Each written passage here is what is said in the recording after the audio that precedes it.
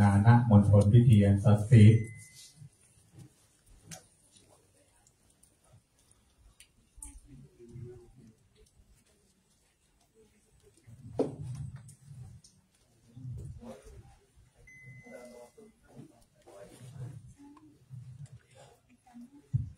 กับมาองค์พระมกถึกขึ้นสู่ธรรมะแล้ว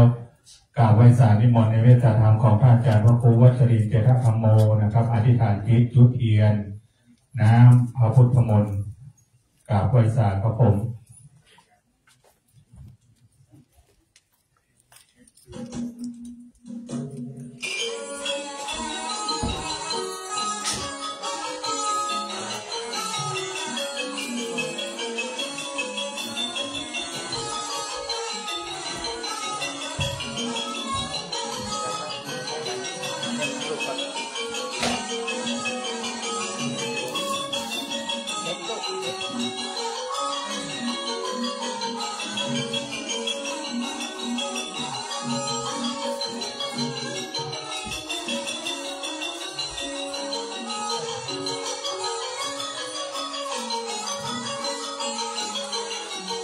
จุดเทียนถวายทรงธรรมขอรับเกียรติจาก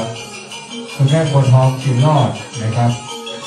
ในนามของลูกสาวอัญชลีกินรอดนะครับจุดเทียนถวายทรงธรรม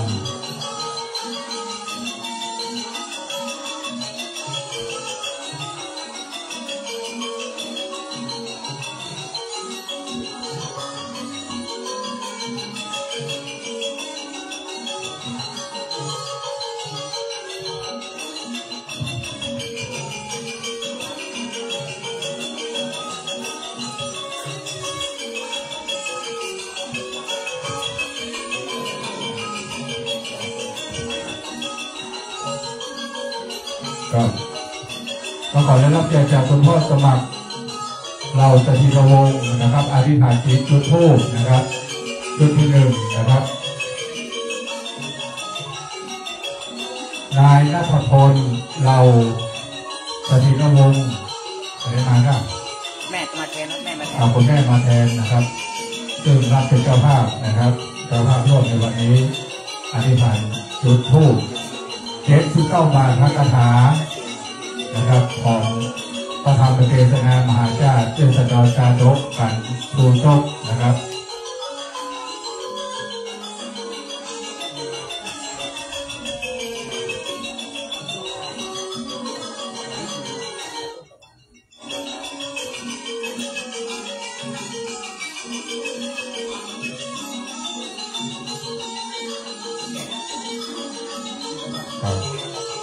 เดี๋ยวเอาซองดูไปนะครับ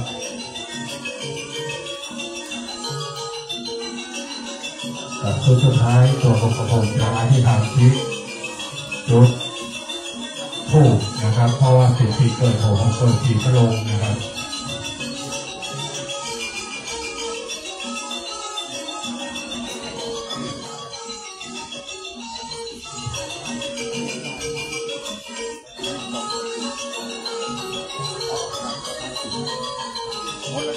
ครับ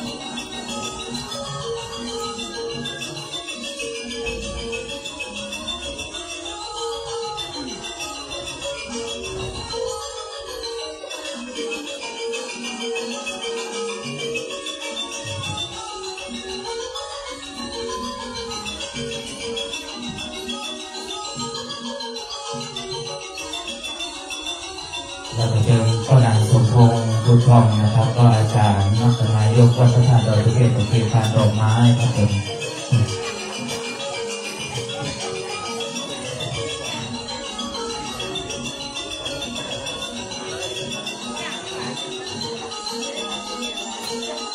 ขอกราบขอบพระคุณนะครับ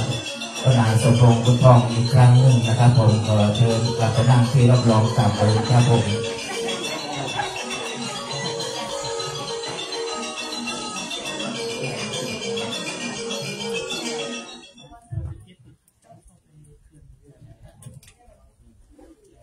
เขาได้กล่าวคำบูชาพระรัตนตรัยไหว้พระเป็นที่เรียบร้อยแล้วเราจะสมาทานเป็นจศีลรับสิ่งนะครับจากองค์ธรรมกันถึกนะครับ มะยังพันเตวิสุงวิสุงลักนาทายะติสรเนนะสหปัญจศีลานิยาจามาทุติยมปีมะยังพันเตวิสุงวิสุงลักนาทายะติสรเนนะสหปัญจศีลานิยาจามาตาติยมปีมะยังพันเตวิสุงวิสุงลักนาทายะติสรเนนะสหปัญจศีลานิยาจามานะโมตัสสะภะคะวะโตอะระหะโตสัมมาสัมพุทธัสสะนะโมตัสสะภะคะวะโตอะระหะโตสัมมาสัมพุทธัสสะนะโมตัสสะภะคะวะโตอะระหะโตสัมมาสัมพุทธัสสะนะโมตัสสะภะคะวะโตอะระหะโตสัมมาสัมพุทธัสสะนะโมตัสสะภะคะวะโตอะระหะโตสัมมาสัมพุทธัสสะนะโมตัสสะภะคะวะโตอะระหะโตสัมมาสัมพุทธัสสะพุทธังสรณังคัจฉามิพุทธังสรณังคัจฉามิธัมมังสรณังคัจฉามิธัมมังสรณังคัจฉามิสังฆังสรณังคัจฉามิสังฆังสรณังคัจฉามิตุติยมปิพุทธังสรณังคัจฉามิตุติยมปิพุทธังสรณังคัจฉามิตุติยมปิธัมมังสรณังคัจฉามิตุติยมปิธัมมังสรณังคัจฉามิตุติยมปิสังฆังสรณังคัจฉามิตุติยมปิสังฆังสรณังคัจฉามิตติยมปิพุทธังสรณังคัจฉามิตติยมปิพุทธังสรณังคัจฉามิตติยมปิธัมมังสรณังคัจฉามิตติยมปิธัมมังสรณังคัจฉามิตติยมปิสังฆังสรณังคัจฉามิตติยมปิสังฆังสรณังคัจฉามิสรณะคัมมนังนิทิตังอามะพันเตปานาติปาตาเวระมณีสิกขาปตังสมาธิญามิปานาติปาตาเวระมณีสิกขาปตังสมาธิยามิตินาตานาเวระมณีสิกขาปตังสมาธิญามิอสินาตานาเวระมณีสิกขาปตังสมาธิยามิกาเมสุมิจฉาจาราเวระมณีสิกขาปตังสมาธิยามิกาเมสุมิจฉาจาราเวระมณีสิกขาปตังสมาธิยามิมุสาวาตาเวระมณีสิกขาปตังสมาธิยามิโมสาวาตาเวระมณีสิกขาปตังสมาธิยามิสุลาเมลัญญมัจจปมาทัฏฐานาเวระมณีสิกขาปตังสมาธิยามิสุราเมรยะมัจจปมาทัฏฐานาเวระมณีสิกขาปตังสมาธิยามิอิมานิปัญจสิกขาปตานิสีเลนะสุขติงยันติสีเลนะโภคะสัมปตาสีเลนะนิพุติงยันติตัสสมาสีลังวิโสทะเยสาธุสาธุสาธุกับต่อไปเชิญทุกคนทุกท่านตั้งอกตั้งใจสดับรับฟังพระธรรมเทศนามหาจารย์ด้วยสันดรชาดกกันท่วนห้าชื่อว่าชูชกในเมตตาธรรมของท่านอาจารย์พระอธิการดนัยนันทธรรมิโกเจ้าอาวาสวัดม่อนสุวรรณคีรีมงคลอำเภอดอยสะเก็ดจะเป็นองค์เมตตาเทศนาณบัดนี้สันโตปัญจมังจูจังกังอันว่าจูโจกันทวนหาปางเมื่อ บาหัวข่าวเมียสหาวจำกว่าเมียใจหือไปหาคายิงใจมันกลัวตายกะคอยกลัวเมียนี้ลมปากถอยกำบานเมียจากกำงามจำภายผู้เท่าลุกง่ายไวไวภาคเมียใส่ใจบ่อยู่ลงเข้าสู่เมืองหลวงถามหาที่องค์คำเจ้าอยู่เสียเปิ้นละสู่มหาเจ้าเมืองจากำงามอักโอดบางคนโกรธทาเอาค้อนตีหัวผู้พานเผามันกว่าตายฟังลาเช้านี้ไฟกระทามีเจ็บที่เก่าบาคาถาขอลูกศิษย์พระพุทธาตนผ่านแถวได้คืนนั่งเนตรธรรมมาดแก้วแล้วเมตตาเทศนาธรรมบ่ใจพ่ออาจารย์ครับจำนิมนต์ใส่ระบำธรรมสักเล็กน้อยสัก2 3 4 5 6 7 8 9บังถ้าอิดหิวในก็ยอบยังตั้งนะโมไปธรรมังอนุกัมปิมังปะจังอารัธนังกะโลมา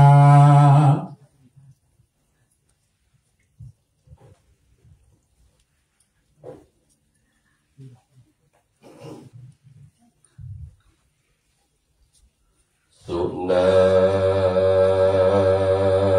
นตุ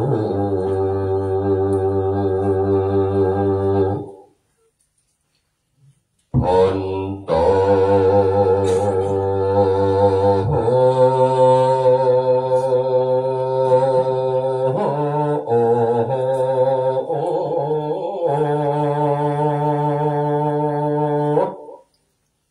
ฟังลาฟังลา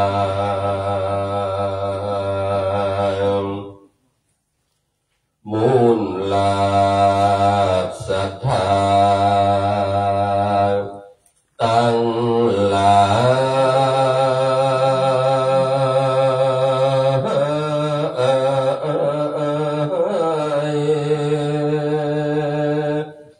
ตั้งเด็กหน่อยยิงใจหลวงหลายใหญ่น้อยที่ปากันมานั่งฟังธรรมอยู่นี่เรียบร้อ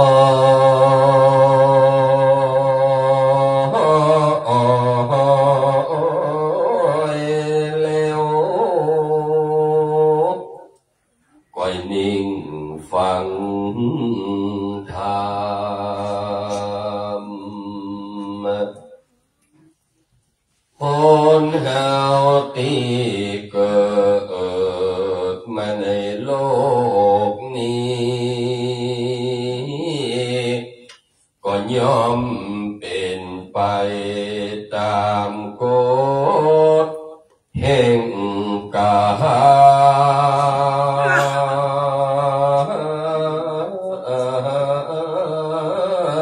มเพราะ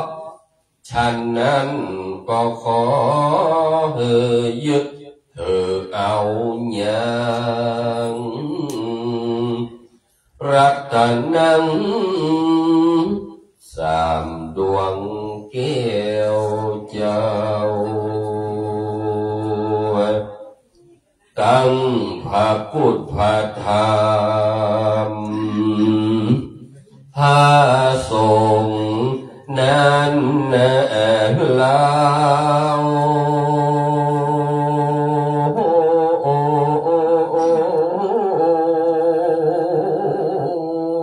เอา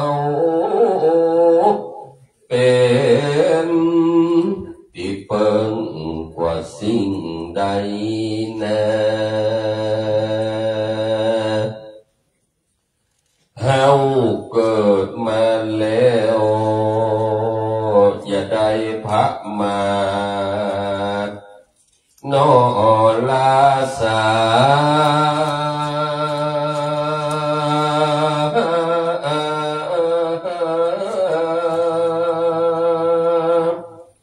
คนเฮา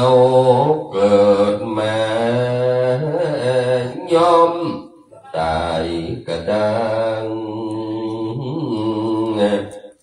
เต็มว่าเป็นนายแพทย์เป็นกษัตริย์นอเจ้า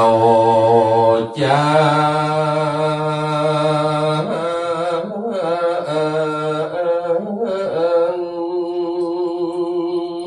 ก็ยอมฆ่าความเหมือนกันจุคน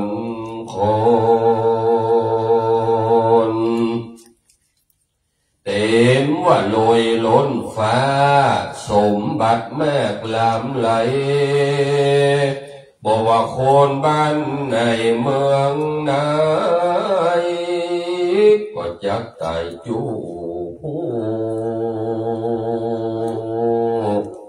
บอกว่าภัยคนใดก็ยอมบ่ฮู้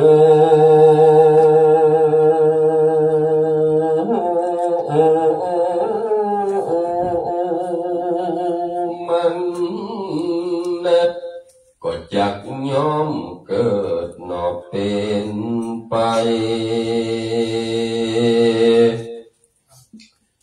บัดนี้มูลาศรัทธาตั้งหลายได้ปากันมานิดนั่งเต้าอยู่ฟังธรรมเวทสันตาละตันเจ้าบัดนี้ก็มาลอดถึงเติงยังทำเวทสันตลักตุจกกันทวนแห่นี่แล้ว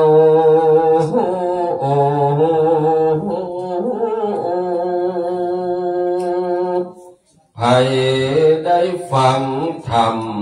กันนี้เล่าก็ขอปันล้ำปันโลย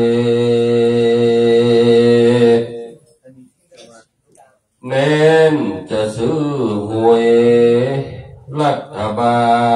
ลก็ขอถูกรางวัลปี2 3 4 5ส่วนรางวัลที่1นั้นนะถ้าแม้จะถูกคนเดียวก็มีวันนั้น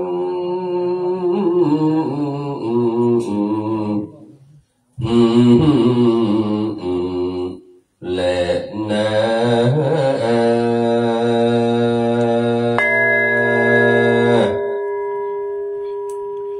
นะโมตัสสะภะคะวะโตอะระหะโตสัมมาสัมพุทธัสสะตะตังกะลิงกัลลันเตตุนาวินตังกัมมังวันสิจุจักโกกัมมังวันสิงสุรัมดำธรรมันเตสันนาก็มาลอดมาถึงหนอมาเติ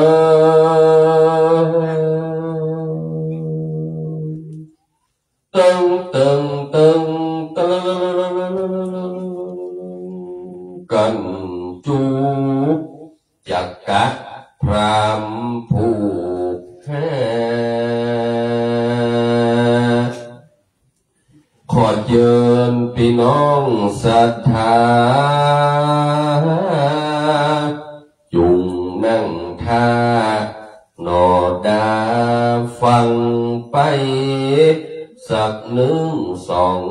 สี่ห้า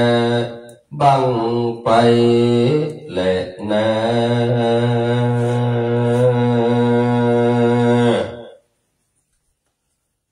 อีโต้ยยกมือ10 นิ้วคารวะแด่องค์พระสัมมาสัมพุทธเจ้าพระธรรมเจ้าพระสังฆเจ้าพระธาตุเจ้าโดยสุเทพภิกษุเจ้าสามเณรเจ้าจุตนจุองค์อันเป็นสาวกสาวกของพระพุทธเจ้าตึงสมมุติสงฆ์และอริยสงฆ์และขอความผาสุกในธรรมจุงบังเกิดนิมีแด่พี่น้องศรัทธาสันนิบาตตันเข้าจุนุ่มเท่าใจยิงติ่นจองของวัดพี่น้องศรัทธาตึงบนดอยสุเทพตึงลุ่มดอย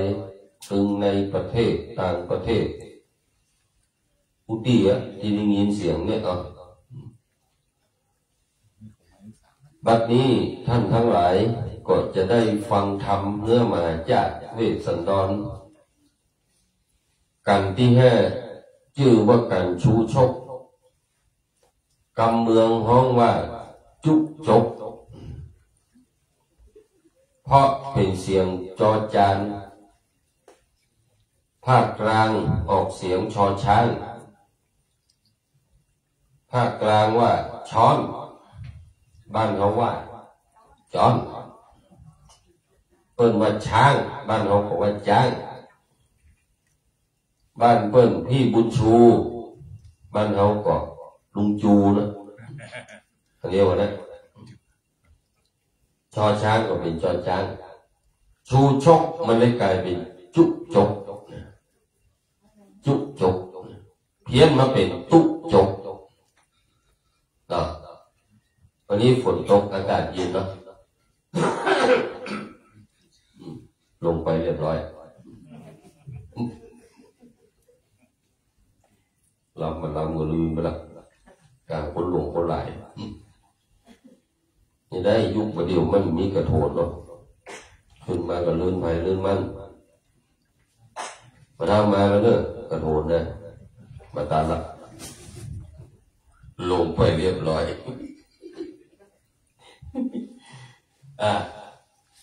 เสมหังเนาะเสลดดังนั้นมีโอกาสเราก็จะได้ฟังน้ำฟังธรรมพอสังเกตสมควรแก่การเวลาอันใดเป็นเปลือกอันใดเป็นแก่นมันก็จะได้แกะก้อนใกล้เพื่อให้เป็นสาระประโยชน์แก่พี่น้องศรัทธาทั้งหลายที่ได้ฟังใครฟังตั้งแต่แรกจนจบได้แสดงว่าวันนี้หูมีวาสนานะซึ่งบนดอยสุเทพนี้อาตมาภาพก็ขึ้นมาเทศหลายเตือแล้วตั้งเมื่อสมัยเป็นเน้นต้องมาเดียวปีนี้ก็40 ปลายละไปไหนเขาถึงว่าเขาอายุ14นะเนาะอยู่วัดมาตั้งแต่7 ขวบนอนวัดกับคนเฒ่ามาตั้งแต่อายุ7 ขวบเฒ่าบวชแต่ละอ่อนนี่นำคนเฒ่าสวดกรรมฐานแล้วก็สามารถขึ้นขัน5 กูฏาได้เมื่อสมัยเป็นละอ่อน7 ขวบละพอไปนอนวัดเลยจำเพิ่นว่าเต้าประเดี๋ยวอยู่วัดวันนี้ก็จะเต้พอสังเกตสมควรแก่เวลาเด้อญาติโยมทั้งหลายมอกมาวันนี้แล้วคุ้มค่ากับบอกฟักเกี้ยวหรือเอาล่ะ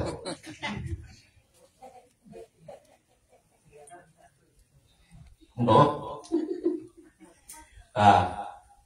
แล้วไปที่ไหนก็ต้องเต้บ่เกินชั่วโมงเนี่ยเนาะทำไมถึงเต้บ่เกินชั่วโมงเพราะถ้าเต้เกินชั่วโมงเนี่ยตามอัตราค่าแรงขั้นต่ำผู้ใหญ่คิด2 แรงดังนั้นเมื่อเกินเวลาเราก็จะพอสมควรแก่เวลาบอกอะไรหาเนี่ย ทำเนื้อมหาจัดเวสสันดรกันทุจกนี้ประเพณีตั้งเหนือเฮา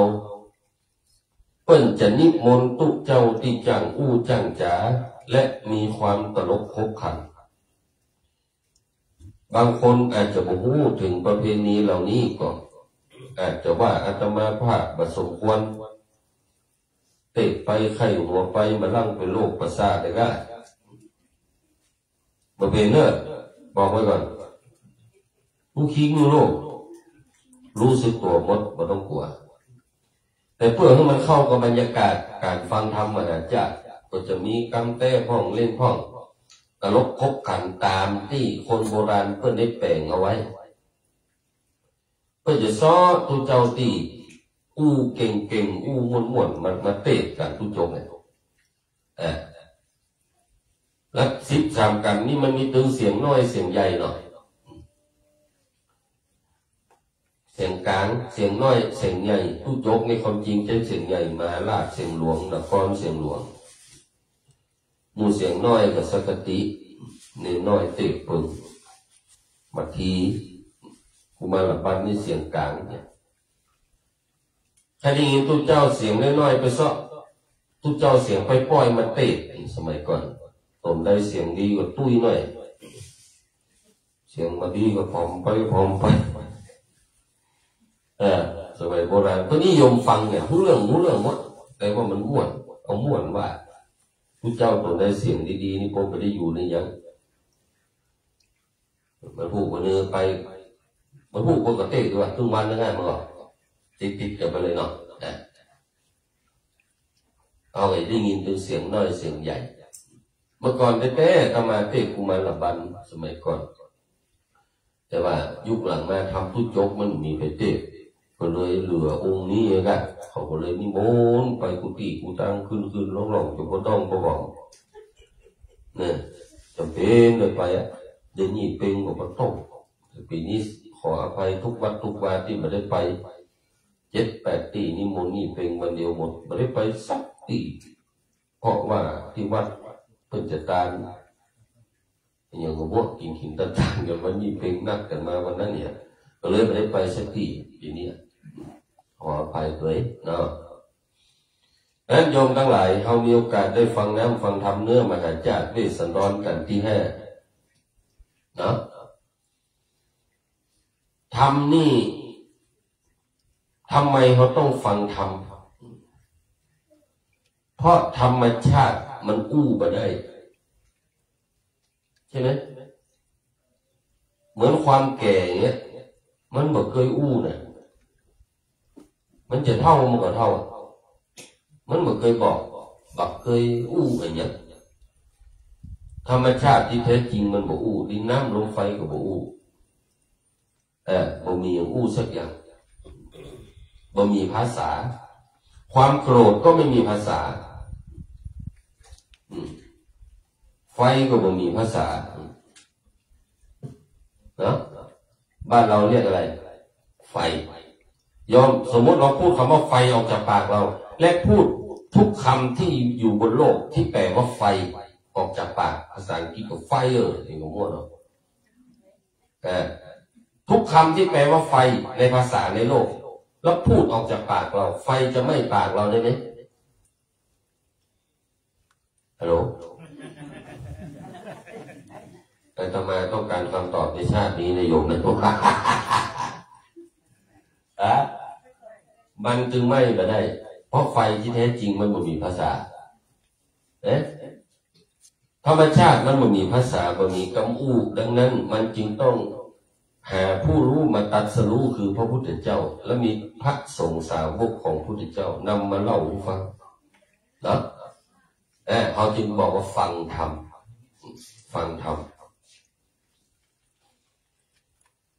คนโบราณสมัยก่อนเวลาฟังธรรมเพื่อนก็จะอู้ติดปากกันว่าไปไหนไปอาบน้ำฟังธรรมแสดงว่าการฟังธรรมนั้นเหมือนได้อาบน้ำหลายท่านอยู่บนดอยก็น่าจะอาบน้ำมาละคิดว่าอะไรโอ้โหไปกูมัน ยิ่งหน้าหนาวสมัยวัดม่อนแล้วก็เย็นเนี่ยนะวัดอาตมาก็อยู่ในดอยอย่างนี้หน้าหนาวมาบางปีเน้นตุ้มพระทั่วอาบน้ำ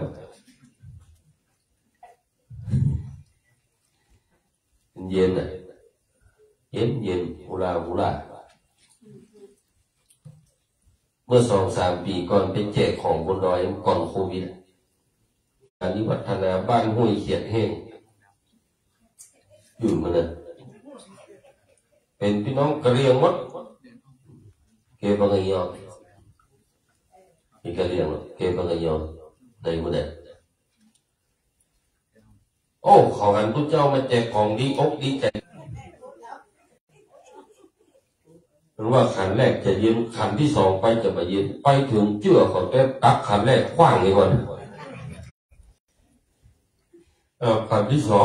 2เขาได้จะจุดังนั้น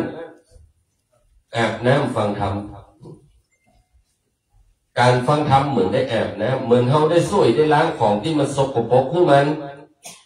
สะอาดของสกปรกคนตั้งเหนือจะอู้น้ำแน่เหมือนกันทุกกรรมหมายเอาไว้ว่าสิ่งที่ต่อจากคำเนี้ยเป็นของสกปรกและจะต้องล้างมีอยู่กรรมเดียวนะนำแน่คู่กรรมหมายเอาไว้ว่ามันสกปรกอยู่กับหลายอาตมาก็บอกกล้าว่าในกรรมนี้มันบอกให้สุภาพออกออนไลน์นี่สมัยนี่มันบอกกล้าอู้ลงมันบอกสุภาพตัวใดกรรมเนี่ยถ้าอยู่2-2ที่วัดเป็นอยู่ว่าขี้เนี่ยอันนี้หลายมาได้เด้อบอกกล้าว่าขี้เนี่ยนะของสกปรกคนตั้งเหนือเรียกมันมาขี้หมดบนหัวขี้รังแคขี้เสียนดอกแหมขี้กัดดอกปอมาตั้งข้างขี้หูมาตั้งหน้าขี้ตาห้องปอประจิตยังปูอ่องเอาเลยนี่แหละเอาเลยเอาเลยเอาต่ำลงมาขี้มูกต่ำลงมาขี้ปากขี้ฟันขี้เขี้ยวขี้ไข่ขี้ตีนขี้มือขี้เล็บซึ่งเราอาจจะใช้น้ำเหมือนในแก้วอย่างเงี้ยล้างมันออกได้อยู่แต่ทำไมเราจะต้องมาอาบน้ำฟังธรรมเพราะน้ำในแก้วนี้อาจจะล้างขี้เหงื่อขี้ใครได้ก็จริงแต่น้ำในแก้วก็สามารถจะล้างขี้โคตรขี้อิจฉาขี้ลักขี้เหล้าขี้ยาเนาะล้างบ่ออกขี้เหล้าก็ผู้วันลงมีโมผู้วันก็บอกขี้รักก็อาบน้ำผู้วันก็บอกออกมือใช่ไหมขี้เหล้าก็แปรงฟันผู้วันยาสีฟันคอเกตยังออกมาได้โฆษณาอย่างดีว่าแบคทีเรียไม่เหลือสักตัวแต่ทำไมขี้เหล้ามันบอกออกนี่มาตายบนปากด้วยน้ำยาอย่างดีมันออกกระหักแปรงฟันแล้วออกบ้านไปละรถอีกเก็บกันบุหรี่ขี้โยยเบ้าไปละเมี่ยงอมเราขวดเปิดใครเป็นหนี้ใครในหมู่บ้านรู้มั้ยใครเป็นจู้กู้กับใครในหมู่บ้านรู้มั้ยกูนี่มาเมินเซ็ตตุกเจ้ามันก็เล่าแกบ้านมันก็เล่ากำนันมันก็เล่านายกมันก็เล่าดีที่สุดคือกูจานเล่าอยู่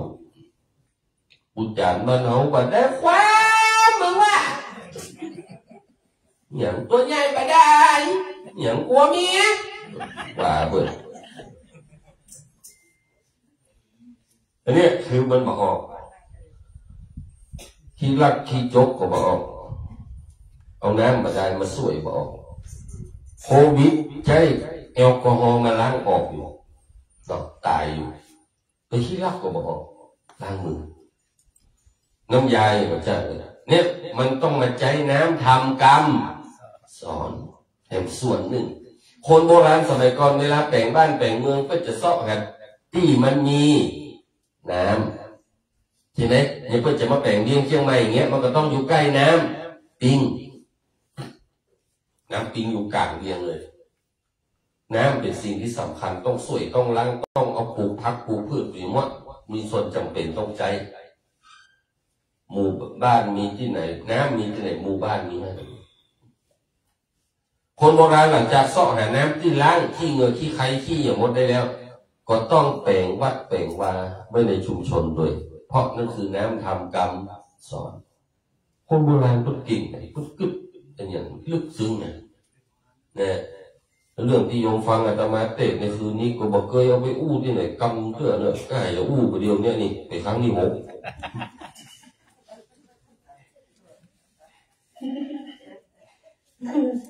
เนาะและเนื้อธรรมมหาจารย์เวสสันดรจารกกันที่5นี้ได้ดำเนินมาถึงตอนที่พระเวสสันดรกับนางมัตสีกันหาจารีความจริงก็โดนไล่ในประเทศออกไปองค์เดียวแล้วก็คือพระเวสสันดรแต่นางมัตสีก็มาขึ้นมาเอาถ้าผัวไปกูบาลังเป็นอย่างเป็นไม้เนาะจะเป็นเมฆม่านเมฆห้างเมฆไม้อย่างโมในอนาคตเนี่ยต้องไปตัวเอาไปต้องไปตัวผัวลูก2 คนก็ว่าเอ้าถ้าพ่อแม่ไปแล้วลูกก็จะเป็นกำพร้าก็ต้องไปตัวลูกก็เลยไปตัวเนี่ยเรียกว่าฮักกันแต่บอกปล่อยให้กันได้ลำบากผัวตกละกำลำบากเมียก็ไปช่วยลูกก็ไปช่วยทุกท่านเคยเห็นเวลาคนสืบชะตากว่าขึ้นเงินใหม่สืบชะตาคนเอาไม้มากำกันในเงินกี่เล่มเคยเห็นไหม3 เล่มกำกันเรียบร้อยเพิ่นก็จุให้ผัวเมียลูกไปนั่งเลยฮะจุให้มันไปนั่งเลยฮะเพื่อที่จะให้มันหันธรรมะบางอย่างเพราะถ้าไปนั่งในฮะแล้วผมรู้เรื่องอย่างสักอย่างออกมาได้กระตีนเป็นเน็ตนี่นะก็มาได้อย่างสักอย่างเหมือนเดิมนะได้ออกมาแล้วกินลองตีเมียอยู่กับมันเจ้านะมาหันมันจะต่างมันจะดีเนาะเอาแล้วไปนั่งในห้างแล้วควรจะได้อะไรออกมาไม่กำ3 เล่มหมายถึงอย่างบ้านหลังนี้จะตาจะดีขึ้นเพราะไม่กำถึง3 กำกันอยู่เนี่ยไม่กำ3 เล่มก็หมายถึงผัวเมียและลูกคือกำกันไว้ในเงินนี่นะแล้วจะตาเงินหลังเนี้ยจะดีคนเป็นผัวปิ๊กบ้านมาแล้วปิ๊กมากำเมียกับลูกคนเป็นเมียปิ๊กบ้านเข้ามาแล้วปิ๊กมากำผัวกับลูกคนเป็นลูกปิ๊กเข้าบ้านมาแล้วกำพ่อกับนี่บ้านหลังใดทำหน้าที่กันดีอย่างนี้ชะตาบ้านหลังนั้นจะดีถ้าหัวผัวเป็นยี่เมฆกำเมียเลยวะ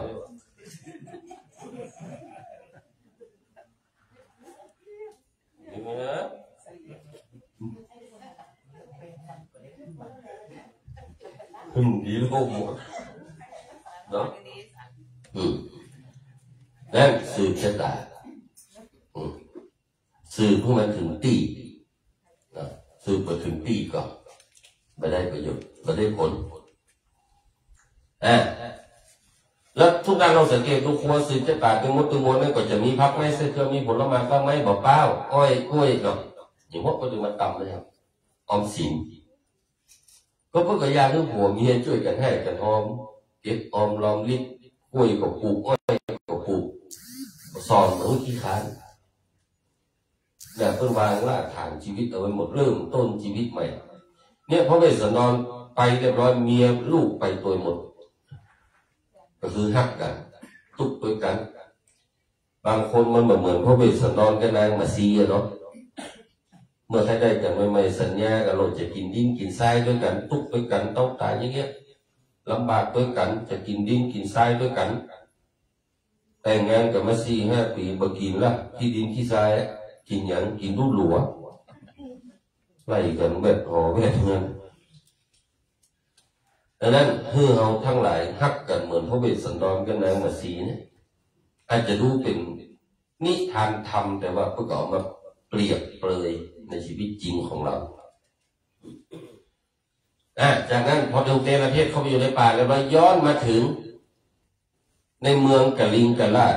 มีพราหมณ์คนหนึ่งชื่อว่า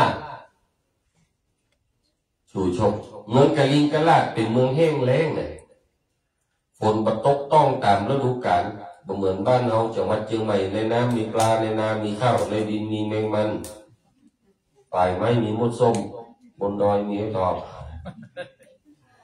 บ้านเรานี่อุดมสมบูรณ์คนในจังหวัดเชียงใหม่ประเทศไทยเรานี่บักเกยมีไผ่ออกข่าวโหนกระแสบ่มีไผ่ออกข่าวแน่หนังสือพิมพ์อย่าสักตีว่าคนจังหวัดเชียงใหม่ผอมตายบ่เคยมีส่วนใหญ่ก็ตุ้ยตายนะบึดความดันบึดเบาหวานอินนักแล้วไหมอันนี้คือบ้านเมืองเรามันอุดมสมบูรณ์จานตกใจจานผม เขี้ยวกันนี่เลยพูดเลยบ้านเราเมืองกะลิงกะลาดนี่เป็นเมืองแห้งแล้งเลยอีสานก่อนจะว่าเหียดแห้งติดต่ำคะแนนมันคือมันแห้งแล้งงูเลี้ยวเกี่ยวก่อนแห้งติดต่ำคะแนนเบิกแต่แห้งหมกใดบ้านนั้นลุงนั้นขุดน้ำบ่อปักน้ำขุดบักใบลึกบอดเขาว่าลึกหมกใดผมว่านั่นขุดไปส่องบ่อน้ำบ่อหมวกตกลงน้ำบ่อได้7 วัน 7 คืนหมวกนี่มันถึงก้นน้ำบ่อมันลึกมันมาปาดน้ำโอ้โหเขาฟังยังดังอยู่คลอกอันนี้คือมันเป็นเมืองแห้งแล้งมีพราหมณ์คนหนึ่งชื่อว่าชูชกยึดอาชีพเป็นคนขอทานโยมทั้งหลายการขอนั้นถ้าบัดจ้างขอก็บ่ได้นี่ทำทุกยกนี่เป็นสอนหมดบางทีมันลึกนะแต่ว่าอู้ทั้งหมดทุกปีก็จะเอาออกอันใดที่บ่เคยอู้ก็จะเอามาอู้เล่าไปถึงตอนนี้อาจก็มีคำสอนแฝงเล่าไปถึงตอนนี้ก็มีคำสอนแฝงเงี้ยแล้วการขอนี่ก็จะต้องพอหลายๆอย่างแบบเช่นว่าพราหมณ์ชูชกนี่ขอได้ทุกอย่างนะสังเกตอ่ะจนคนบ้านเราเอาไปเข้าใจผิดปากันไปเคารพชูชกอยู่วางนึงอ่ะจำได้หรอคือบูชาชูชกพ่อชูชกขออะไรก็ได้ผิดเอาไปบูชาแบบนั้นผิดโยมต้องไปศึกษานิสัยมันและศึกษาวิธีการขอของมันแล้วเอามาใช้นี่คือเอาชูชกมาใช้จริงเนาะทำไมบางคนขอได้บางคนขอไม่ได้มันมีกลยุทธ์มีวิธีมันนะผู้อย่างมันมีวิธียังหวยอ่ะคนเล่นจ้างมันต้องถูกกุ้งอ่ะคนเล่นมาจ้างวิทย์ไปวิทย์มาอยู่อ่ะเนาะมันมาจ้างมันถึงมาได้คนจ้างมันถึงได้ผู้อย่างยังหวย2 ตัวได้มันถูกกับไปเนี่ยมันยังเกมไปเลย00 199มันถูกก็มันปุดตื่นมาได้มันถูกอ่ะคนเล่นจ้างมันได้เหมือนมีบ้าคนหนึ่งเล่าให้ฟังเรื่องนี้มันเคยไปเล่าที่ไหนกับเพื่อนนะโยมเพิ่งเล่าตอนนี้เป็นครั้งที่7มีบ้าคนหนึ่งมันเล่นการพนันเก่งนั่งไม่นี่ในจังหวัดเชียงใหม่เขาที่ยังยินอยู่นี่บ่มีใครเต้ามันสักคนเรื่องเล่นการพนันนี่นะเขาเล่นแบบจ้างมาถ้าไปเล่นไอ้นี่มันเล่นจ้างเล่นไปเล่นมาตำรวจเนี่ยปั๊บปล่อยตัวไปปีกไปเลยนะมั้งยักแถมปั๊บปล่อยตัวไปปีกไปเลยนะมั้งยักแถมปั๊บปล่อยตัวไปปีกไปเลยนะมั้งในอำเภอบ่จับมันได้ยักจะบ่จับมันได้ตึงตำรวจตึงในอำเภอปลัดคนในอำเภอรู้จักมันหมดอ่ะในอำเภอกับมันนั่งคือจะเนี่ยได้ช่วยป่านี่เนี่ยได้บ่ฮื้อมันปีกไปเล่นการพนันอ๋อที่มันปีกไปเล่นการพนันเพราะอะไรเพราะมันไม่มีงานทำปั๊บปล่อยตัวไปมันก็ว่างหมูใจเนี่ยก็ปีกไปมุงเก่าในอำเภอก็ว่าตำรวจคุณตำรวจต่อไปนี้ถ้ายักบานนี้ได้บัดต้องเอามันปรับบัดต้องยักมันใส่ข้อทรงตัวมันมือในอำเภอไปเขาจะหุ้มมาเป็นคนขับรถมันจะได้มีเงินเดือนเนาะจะได้อยู่ตัวเนาะเนี่ยจะไม่ได้ว่างแล้วหรอกขับรถไปส่งนั่นส่งนี่อย่างรถอย่างเงี้ยเขาถ่ายคนหน้าตำรวจยับได้จริงๆส่งตัวมันมือในอำเภอมาเป็นคนขับรถวันหนึ่งในอำเภอจะไปประชุมต่างจังหวัดใจมันขับรถไปส่งในอำเภอประชุมต่างจังหวัดในอำเภอนอนโรงแรม5 ดาวมันก็นอน5 ดาวต่อในอำเภอ แย่งมาในอำเภอสั่งอาหารจานโต๊ะหนึ่ง5,000มันก็สั่งโต๊ะ5,000มากินโต๊ะในอำเภอในอำเภอหันมาปิดไล่มองมาถามเธอมานี่ก่อนเงินเดือนเธอ6,000บวกเบี้ยเลี้ยง1,000เป็น7,000กินก็ต้องในอำเภอนอนก็ต้องในอำเภอเที่ยวมาเก็บสตางค์ห้องเนาะมันว่าอย่างนี้ในอำเภอโอ้ท่านในอำเภอไม่ต้องห่วงผมเนี่ยทุกวันนี้รายได้ผมเยอะหรือท่านในอำเภอก่อนว่าเอ้าเธอไปได้ก็เป็นอย่างเปิ้ลผมเล่นการพนันจ้างเปิ้ลเล่นแล้วเปิ้ลเสียแล้วเธอเล่นแล้วเธอได้เธอเล่นยังไงอ๋อในอำเภอก็เคยรู้เนาะเธอเล่นยังไงถึงได้เงินถ้าในอำเภอเคยรู้ลองใส่กับผมสักตัวไปใช่ยังวันพูกเมื่อเจ้า9 โมงตรงเป๊ะเลยท่านในอำเภอเชื่อหรือไม่เนี่ยหัวในอำเภอจะโนตอน9 โมงตรงพวกนี้เป๊ะเลยเนอะในอำเภอเชื่อหรอในอำเภอขึ้นไปขึ้นมาเกิดมาหัวกับโนกำเตื้อเนาะก็จะมาโนวันพูกตอน9 โมงตรงคณิตศาสตร์ความน่าจะเป็นไปไม่ได้เลยนะ0%เลยนะ1%เนี่ยมาเชื่อไหมนะกันใส่กันคนก็ได้200ถ้าวันพรุ่งมาเจ้า9 โมงตรงมโนเนี่ยในอำเภอต้องจ่ายผม200นะถ้ามโนผมจะจ่ายนี่200นะลองใส่ก็ลองใส่ไข่หมูลูกมาเจ้ามาแต่วันคืนนั้นรับไปลูกมาเจ้ามาแต่วัน9 โมงแล้วลูกในอำเภอสวามหัวลูกเก่าละหัวเสีย200ซ้อมไปซ้อมมาหัวของมโนเลยเรื่องห้องมันมาอย่างไหนเธอไม่ได้ก่อน9 โมงบ่ายละในเอาว่าหัวในเบอร์จะโนมันมโนมันเหี้ยงนะมโนหาซ้อมมาแล้วโนมโน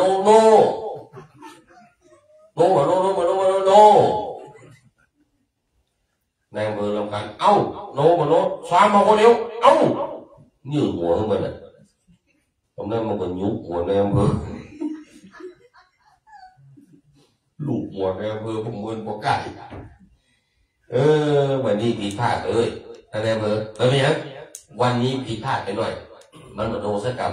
อันพอดีครับผมยอมเสีย200โอ้พอดีนะได้200ก็ได้เนาะนึกว่าที่แน่อย่างนี้เอาไปเถอะ200ไปได้โอ้ไปได้ท่านในอำเภอท่านนั้นเป็นท่านนั้นคงนักเลงพอเอาไปเลย200ไปได้วันนี้บัดต้องห่วงผมได้นักหรือท่านในอำเภอก่อนวะไม่จริงไม่ได้ก็ไม่อย่างท่านในอำเภอหมูเรื่องแต่คือเนี่ยก่อนจะนอนผมไปไล่พนันกับคนนอนโรงแรมบุญละ20 คนก่อนผม200นั้นก็เขาว่าใหญ่วันพูกสู่เขาเชื่อก่อน9 โมงตรงในอำเภอจะห้องแห่ไปยุบหัวนะเขาไปเชื่อคนขับรถจะได้ยุบหัวในอำเภอเขาไปเชื่อหรอกใส่ก็มันคน200 20 คน2 4คืนนั้นมันได้4,000หรอกมันแบ่งในอำเภอ200อันนี้คือคนมันจ้างเนาะผู้อย่างมันต้องจ้างแบบจ้างขึ้นมาได้ต้องศึกษาต้องพออะไรเงี้ยผู้พามชูชกทำไมขอแล้วมันได้จะเข้าไปขอยังไพ่กับพ่ออารมณ์เบิ่งกันเนาะเพิ่นกำลังเครียดอยู่เข้าไปขอโดนด่าไปได้พ่อไตพ่อเนื้อพ่อยังเพิ่นศึกษาผู้พามอย่างเงี้ยก่อนจะเข้าไปขอยังก็ศึกษาเก่งในการขอสุดท้ายยึดอาชีพเป็นคนขอทานขอเงินไม่ได้อยู่100กะหาปณะสมัยนั้นก็บ่มีธนาคารเนาะ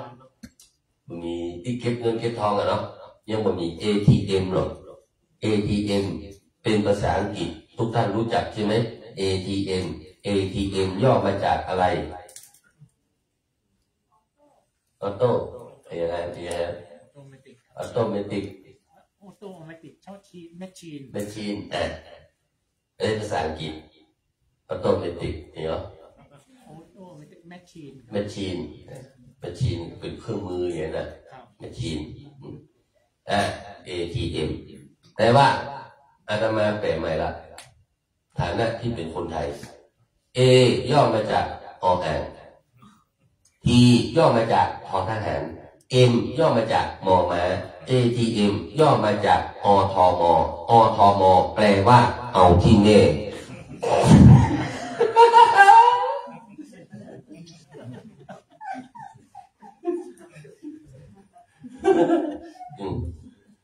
สมัยนั้นยังมี ATM บ่มีธนาคาร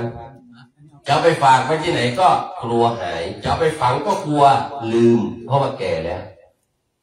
ไม่รู้ว่าจะเอาเงินไปไว้ที่ไหนเลยเอาไปฝากไว้กับเพื่อนมันฝากไว้กับเพื่อนจากนั้นก็หายไปเลยไม่กลับเข้าบ้านเลยเพื่อนก็นึกว่ามันตายแล้วไงหายไป2-3 ปีไม่กลับมาเอาของแล้วมั้งแม่มันดูสิพานชูชกฝากอะไรไว้น่าจะเป็นอะไรบางอย่างหนักๆนะเนี่ยดูเนี่ยมีแต่ผ้าขี้ริ้วเนี่ยอะไรเนี่ยเดี๋ยวก่อนดูก่อนนะแกะออกทีละชั้นละชั้นอ่ะ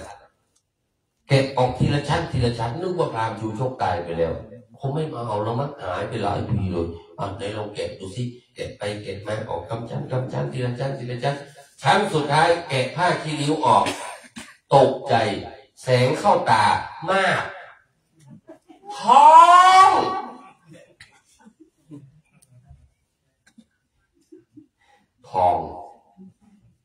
โอ้เห็นผู้พามจนแบบนี้ความจริงเป็นไงนี่นะสุภาษิตไทยก็เลยเอาออกมาจากธรรมพระเวสสันดรว่าผ้าขี้ริ้วทองก็เกิดมาจากการชูชกเนี่ยเนื้อโยมเนี่ยก็มีใครอดร้องนี้แล้วนะองค์นี้เรามาเล่าฟังสุดท้ายพอเห็นทองความคิดเปลี่ยนไหมเห็นไหมมันก็นิทานมันก็มาสอนชีวิตจริงเราพอหลายคนมนุษย์หลายคนส่วนใหญ่ในโลกใบนี้ที่ยังมีกิเลสอยู่พอเห็นผลประโยชน์พอเห็นยศถาบรรดาศักดิ์พอเห็นของมีค่าต่างๆที่อยู่บนโลกนี้ความคิดก็เปลี่ยนอันนี้เราต้องระมัดระวังบางคนเห็นเงินปุ๊บเห็นผลประโยชน์ปุ๊บความคิดคำพูดเปลี่ยนเลยมีเด็กเราผู้โยมฟังเรื่องหนึ่งเป็นตุเจ้าต่างบ้านนอกเมื่อหลาย19 ปีมุกบ้านไหนก็มุกมาบอกเพิ่นมาบวชเมื่อเท่าน่ะเท่าละแกเลยลกเนี่ยเส้นกว่าตากไหนทีนี้บวชปุ๊บเพิ่นก็ห้องแถวบ้านนอกเนาะเขาเรียกพระองค์นี้ว่าตุลุงซึ่งคำว่าตุลุงเนี่ยมันมีค่าไหมคำว่าตุลุงเนี่ยถ้าเป็นพระชาวบ้านธรรมดาเรียกตุลุงพระองค์นั้นก็จะดูเหมือนหลวงตาแก่ๆไม่มีค่าอะไรแกก็มาเปรียบเทียบกับองค์อื่นโยมเรียกองค์อื่นท่านพระครูท่านมหาท่านเจ้าคุณโอ้โหพระองค์อื่นนี่ดูชื่อสวยจังเลยทำไมกูตุลุงรู้สึกไม่ปลอดภัยในชื่อตุลุงล่ะทนไม่ไหวเลยขอพระหนุ่มๆเน้นๆน้อยๆพระหนุ่มๆน้อยๆเลขาอะไรเงี้ยช่วยกันทำเรื่องขอพระครูให้หน่อยพอบวชมาได้5-6 ปีแล้วได้พระครูมาจริงๆได้ทั้งตลับปัดได้ทั้งการตั้งได้มาเรียบร้อยชาวบ้านก็เรียกเหมือนเดิมว่าตุลุงทำไมไม่มีใครเรียกกูพระครูสุขุมตกใจไม่มีใครเรียกพระครูทนบอกไว้ต่อรถมากาดคำเรียกซื้อนกเขามาตวงเอาไปแขวนไว้หน้ากุฏิแจ้งมานกเขามันก็ขันพระครู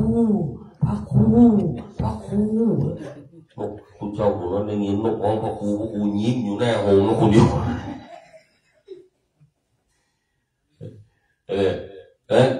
เห็นอะไรก็ให้มีส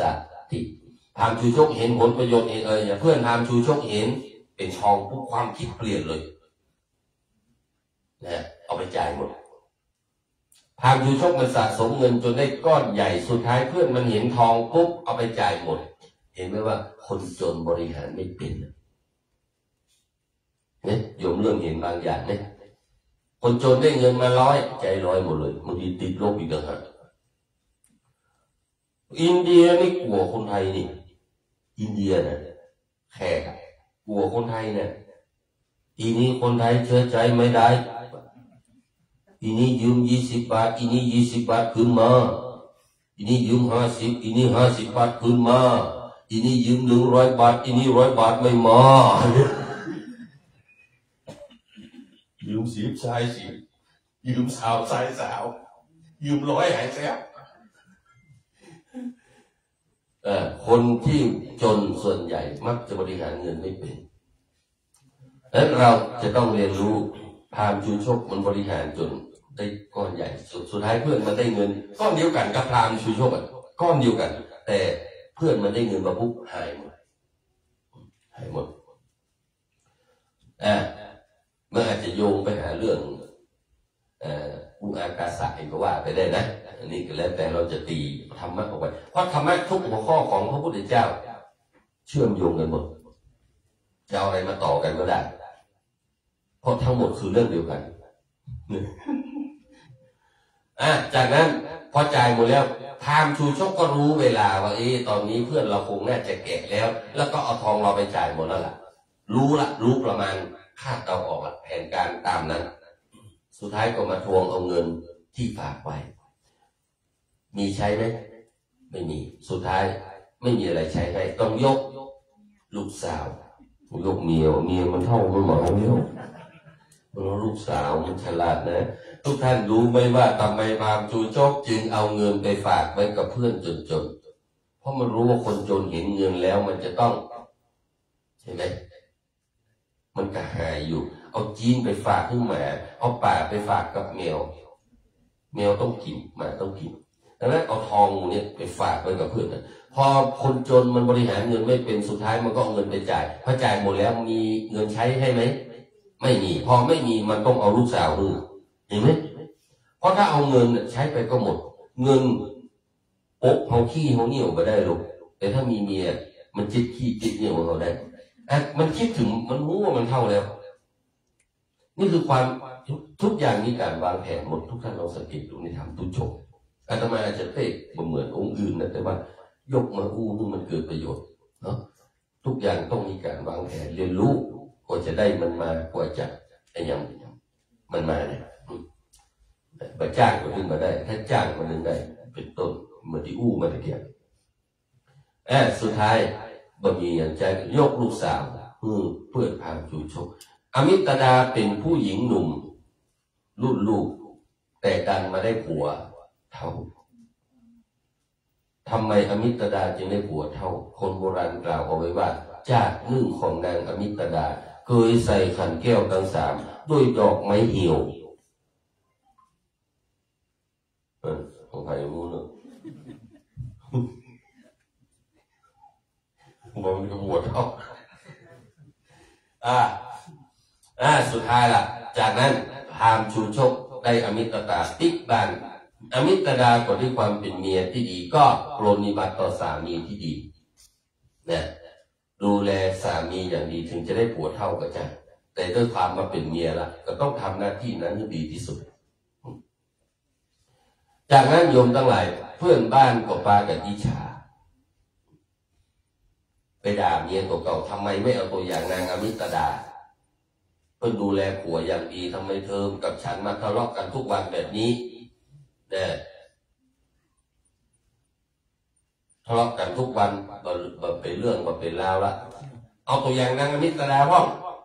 เมียแต่ละคนโดนผัวด่าพากันโกรธนางอมิตดาลุมด่านางอมิตดาที่ท่าน้ำชาวบ้านไปลุมด่านางเมียแต่ละหลังพากันไปลุมด่าอมิตดาที่ท่าน้ำจนนางอมิตดาน้อยอกห่วงใจโล่นปิดบ้านไปบอกปู่พามาตั้งนี้ต่อไปน้องจะไม่ขอทำงานอีกแล้วงานบ้านการเรือนทุกอย่างตักน้ำตักเข้ามาทำละมาออกบ้านไปไหนละเจ้าบ้านด่าและจังน้องไล่น้องออกหมู่บ้านต่อไปนี้พี่พราหมณ์ชูชกต้องเข้าไปขอเอากันหาจารีลูกพระเวสสันดรมาเป็นขี้ข้าใจที่บ้านนี้จำเป็นจะต้องไปเนาะเท่าแล้วเนี่ยต้องเตียวขึ้นดอยไปขอกันหาชาลีเพื่อเมียดังนั้นปดใจหรือไผ่ก็จ้างที่มีอายุนักแล้วได้ผัวได้เมียหนุ่มเนี่ยหมกไปเป็นขี้ข้าเขาเนาะนี่เขาบอกว่าเนี่ยเขาบอกเคยมีก็เขาแต่หันเปิ้ลเขาบอกเชื่อเคยมีกับเปิ้ลกับเตือน มันจะกลายเป็นธาตุตัณหามันเป็นอิสระแล้วที่เท่ามาจะได้กินได้ตาลม้วนๆเนาะได้เอวได้กินได้ตาลได้กันเนาะได้มาครับใจเมียหนุ่มเนี่ยมันสำลักเอาไงอย่างเอาบางงามหรอคิวว่าวเราบางงามหรอเนี่ยไม่ยิงหมดไม่ยิงสมัยเราฮอร์โมนหมดปุ๊บเหี่ยวหมดทุกอย่างต่างเกิดขึ้นตั้งอยู่และดับไปพระอาทิตย์ตอนเช้าเกิดขึ้นกลางวันตั้งอยู่ตอนเย็นก็ดับตกไปเทียนเล่มนี้เกิดขึ้นช่วงนี้ตั้งอยู่สักครู่ดับไปงานนี้เกิดขึ้นคืนนี้งานนี้เกิดขึ้นตอนนี้ตั้งอยู่สักครู่แล้วไปพรุ่งนี้ก็เริ่มใหม่เกิดดับเกิดดับความสุขเกิดขึ้นแล้วตั้งอยู่ชั่วคราวแล้วก็ความสุขนั้นก็ดับไปมีใครสามารถมีความสุขแช่ในใจได้ทั้งวันทำได้ไหมไม่ได้เพราะสุขก็เกิดดับทุกข์ก็เกิดดับหมดเลยทุกอย่างต่างความงามของเราตอนเป็นเด็กเกิดขึ้นตอนเป็นบ่าวเป็นสาวตั้งอยู่ตอนแก่ก็ดับไปหิวไปเนี่ยอันเดียวกันนะดับไปหิวไปมายิงไม่ยิงฮอร์โมนหมดปุ๊บหิวหมดหน้าหิวหนังหิว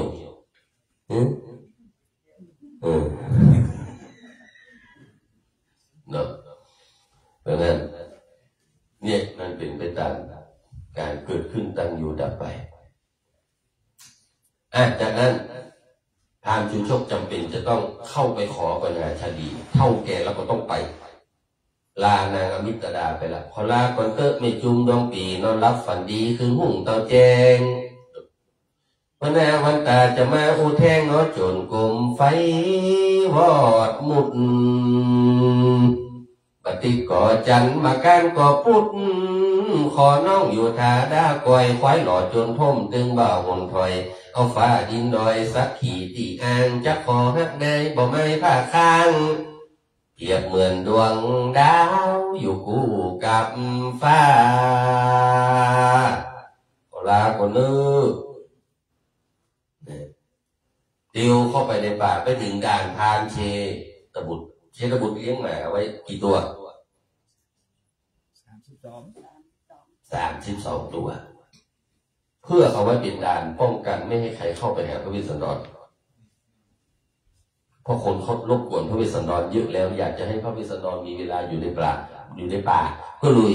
ให้พานเชตบุตรกับหมา32 ตัวเฝ้าไว้เนี่ยมา32 ตัวพอเห็นพราหมณ์ชูชกเดินมาเห็นคนแปลกหน้าก็รีบเห่าตามธรรมชาติของมันพานเชตบุตรเจ้าของหมาได้ยินหมาเก่าๆเห่าคนโบราณสามารถอ่านภาษาหมาได้นี่ภูมิปัญญาโบราณเนอะถ้าหมาเห่าคนแปลกหน้าที่ไม่เคยเห็นน่ะมันเห่าคนแปลกหน้าที่ไม่เคยเห็นหมามันจะเห่าเสียงสูงขึ้นเช่น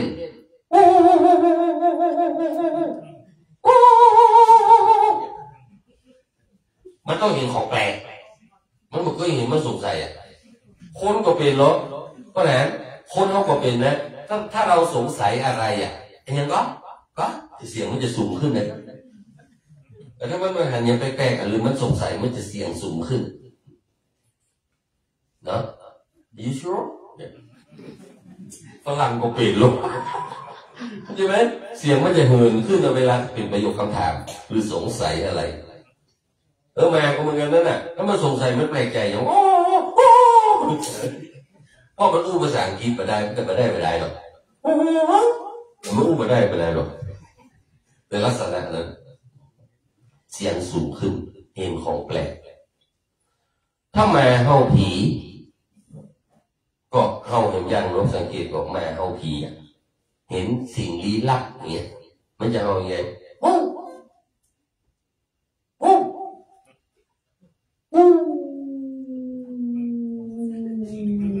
ดูเฮาผียุงก็เสียงเหมือนเลยวะ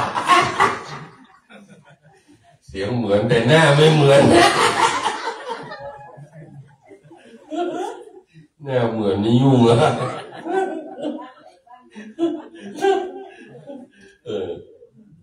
แต่ถ้ามาเฮางู แล้วก็ไม่อย่างนะเห่าสัตว์หรืองูหรือเห็นหรือสัตว์ที่ต่อสู้กับมันก็จะเห่าแล้วก็มีการขู่หรืออะไรเงี้ย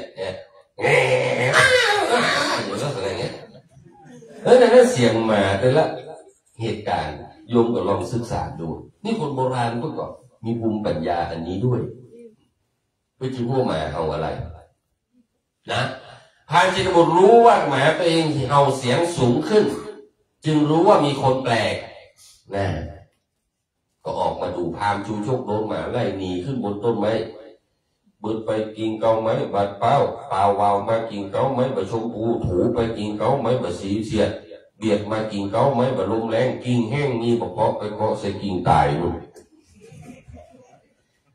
พามชูชกขึ้นต้นไม้แถมมาก็เห่าแถมพานจิตบุตรไม่เห็นใครมาอย่างนั้นโอ้ย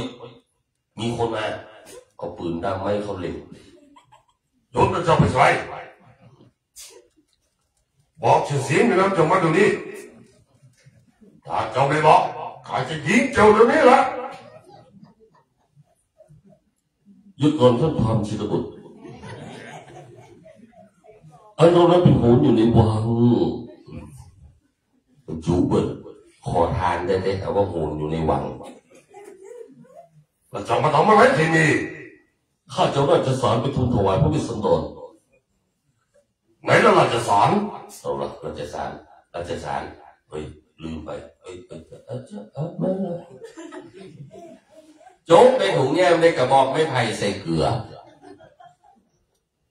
นี่ไงราชสารมันเป็นของจริงหรือเปล่าถ้าเจ้ากล้าเปิดแล้วก็เจ้าต้องรู้ประหารชีวิตนะนี่คือราชองค์การ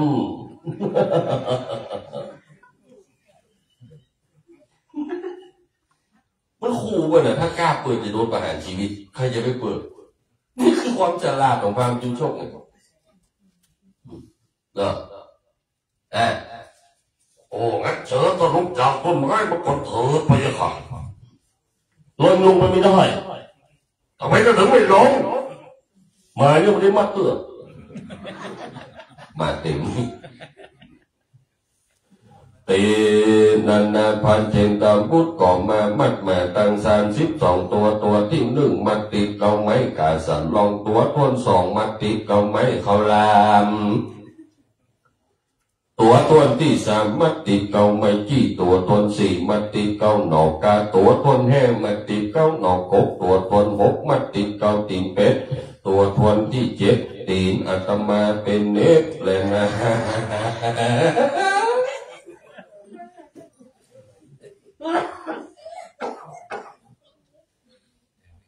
สว่าเมื่อกี้โยมดีกับนั่งเก้าอี้ตัวทวน8มัดติดเกาบาดเตาตัวทวน9มัดติดเกาปากจิ๊บตัวทวน10มัดติดเกาไม้กาสลองตัวทวน11 12มัดติดเกาไม้เขาลามตัวทวนที่13มัดติดเกาไม้จี้ตัวทวนที่14มัดติดเกาหนอกกาตัวทวนที่15มัดติดเกาหนอกกบตัวทวนที่16มัดติดเกาตีนเป็ดตัวทวนที่17 18 19 20 21 22 23คืนนี้คืนหุ้งกุ้มกับมัดแม่เรียบร้อยฉันก็ลุกจากต้นไม้มาก่อนเถิดเลยครับดีละเอ็งมาปูเสือข้าก็ดีละ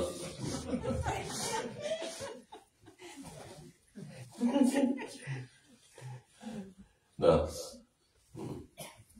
ข้าขอถามหน่อยผมทางไปหาผู้สมบัติอีกไกลไหม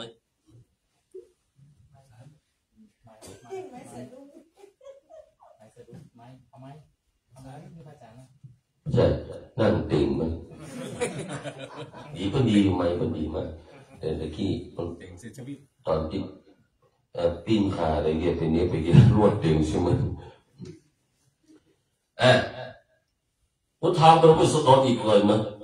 ถ้าเดินมาจากตรงนี้ไปอีก300 ไมล์ก็จะถึงก็ไปเลยเพื่อไปขอกันหาจันดีแล้วก็ลาก่อนเนอะกูดบายเซกูดบายกันตรงนั้นแล้วก็เดินทางต่อไปมันก็จะเป็นการอย่างจุลพล มหาปนจุลน้อยมหาแปลว่าใหญ่จุลปนปนตัวนี้คือมาจากพนาแปลว่าป่าจุลปนแปลว่าป่าน้อยมหาปนคือป่าใหญ่พามจูชกเดินผ่านป่าน้อยป่าใหญ่เพื่อเข้าไปขอปัญญาจารีลูกพระเวสสันดรทำเนื้อมหาเจ้าเวสสันดรกันที่5ก็ตึกเลยเนาะปีหน้าฟ้าใหม่อันใดมันเป็นคำสอนที่มันแฝงอยู่แห่งพระพุทธเจ้าเอาแกะก้อนไก่ออกมาบางคนว่าท่านอาจารย์ยังมาเตะในธรรมเล่ากับพระเวสพระนิมนต์มาเตะพระเวสสันดรก็เอากับพระเวสสันดรพระเวสสันดรนั้นจะว่าไปก็เป็นเปลือกแต่ธรรมะที่แฝงอยู่เนี่ยมันเป็นเนื้อถ้าเราฟังแต่พระเวสสันดรแสดงว่าเรากำลังกินเปลือกของผลไม้แล้วไม่ได้กินเนื้อของมันเลยใช่ไหมดังนั้นเราจึงต้องปอกเปลือกมาเหมือนได้ถ้าคนประเดี๋ยวนี้ก็ได้ฟังหรือสอบถึงธรรมะที่แฝงอยู่แล้วก็บอกว่าเป็นทำเนื้อเรื่องพระเวสสันดรแสดงว่าเราก็ได้กินทั้งเปลือกและทั้งเนื้อมันนะเหมือนกับฟักแก้วนี่ก็กินได้ถึงทั้งเปลือกแล้วก็ทั้งเนื้อมันมะเขือม่วงก็กินได้ทั้งเปลือกแล้วก็ทั้งเนื้อมันเงี้ยตัวบางอย่างมันก็กินได้ด้วยซ้ำนะเอาละดังนั้นวันนี้ก็อนุโมทนาทุกท่านที่ฟังตั้งแต่แรกจนจบสุดท้ายนี้เนอะก็อนุโมทนาทุกท่านตึงบอกว่าคณะสงฆ์ทั้งหมดตึงมวลพระสงฆ์องค์เจ้าลูกศิษย์พระพุทธเจ้าจุดตนจุดองค์ตึงบอกว่าอยู่ที่บนดอยเฮาก็ดีลุ่มดอยก็ดีได้ฟังตั้งสถานีก็ดีพี่น้องศรัทธาเจ้าบ้านสันนิบาตปันเข้าจุหนุ่มเท่าใจยิ่งก็ดีอันใดเตียตมาภาพเตะออกไปในวันนี้เป็นสิ่งที่บ่ถูกบ่ต้องผิดพลาดด้วยประการใดก็ตามขอสุมาอภัย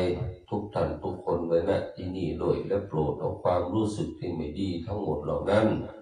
จงคืนเนื้อตมามาอย่างเด้อออกมาเดี๋ยวนี้ออกมาดีๆเก็บไว้ในใจกำลังอันใดที่ดีก็ฝากฝังเอาไว้เลิกท้ายที่สุดนี้ก็ขอคุณพระพุทธพระธรรมพระสงฆ์คุณพระตาเจ้าดอยสุเทพคุณพ่อคุณแม่สิ่งศักดิ์สิทธิ์ทั้งหลายที่ได้เอาได้นับถือขอได้มาปกปักรักษาพี่น้องศรัทธาญาติโยมทุกท่านทุกคนลืมมาได้ปกปักรักษาพี่น้องศรัทธาบนดอยลุ่มดอยดูออนไลน์ก็ดีปกปักรักษาเป็นอย่างคณะสงฆ์จุดตนจุดองค์ลูกศิษย์พุทธเจ้าปกปักรักษาเป็นอย่างคนน้อยคนหนานปอาจารย์เจ้าภาพกันน้ำกันทำและที่ลืมมาได้เลยเนี่ยขอได้มาปกปักรักษาตัวอาตมาแต่คนอยู่โลกเย็นเป็นสุขคนละพอดเลยเนาะเหมือนกันเนี่ยจุกุยเก็บบางอย่างเนี่ยเก็บลงเก็บไปงานนี่เขาฟังรู้เรื่องไปตรงมันแล้วอยู่เมื่อแล้วนี่ไม่เมื่อแล้วเต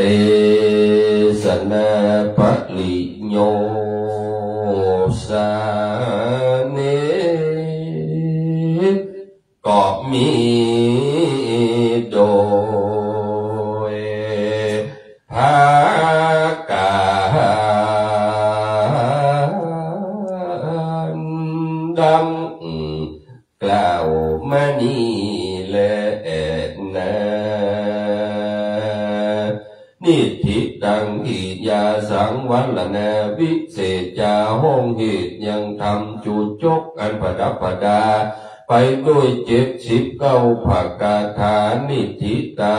ก็บังโกมสมเลสเดสาธุสาธุสาธุสาธุสาธุสาธุสาธุสาธุ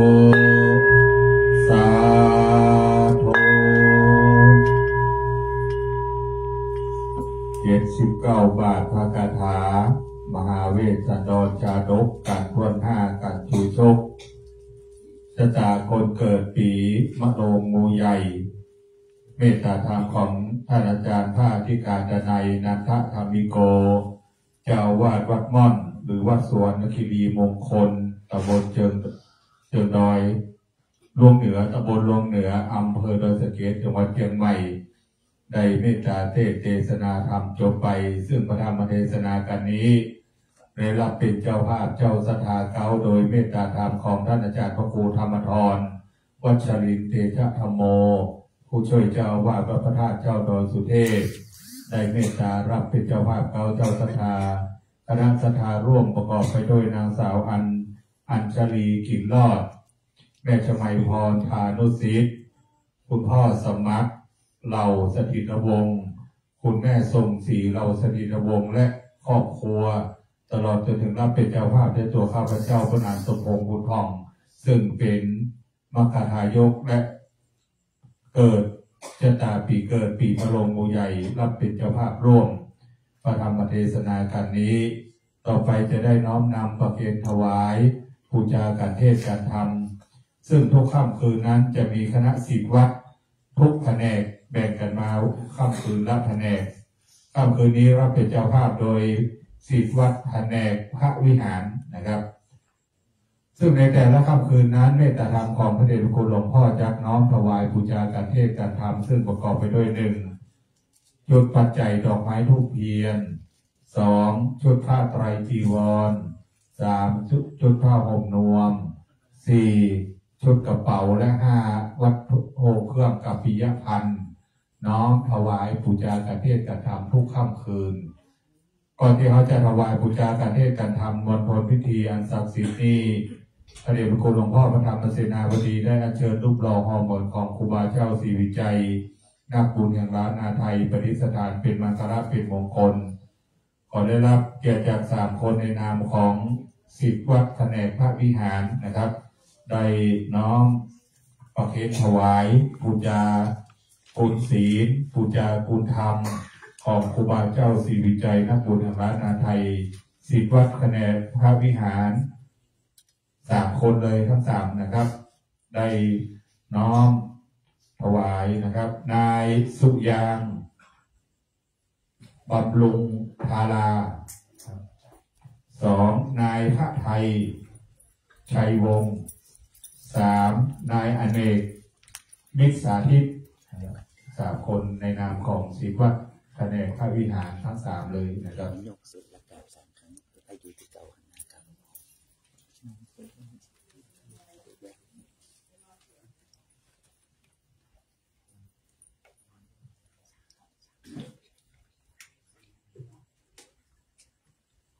กับยกประเคนพร้อมกันทั้ง3สา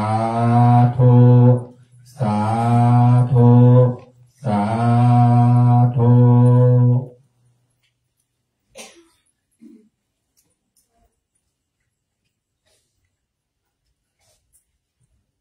กับในนามของศิษย์วัดแผนกพระวิหารนะครับคนจะบอกว่าอยู่ใกล้ต้า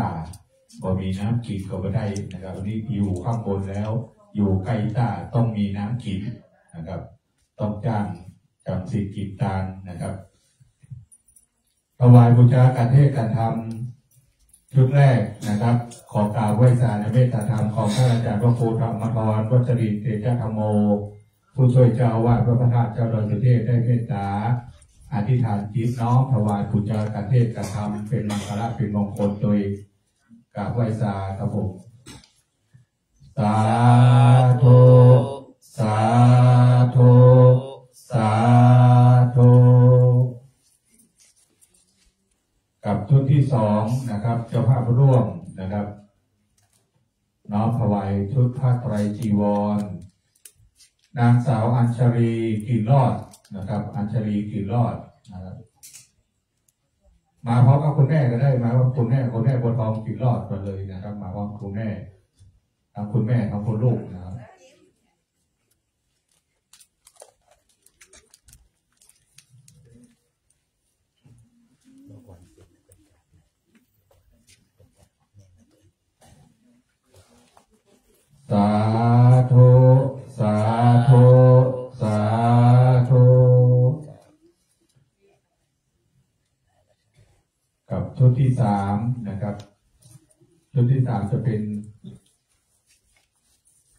รื่องกัปปิยพันธ์นะครับกระเป๋าเครื่องกัปปิยพันธ์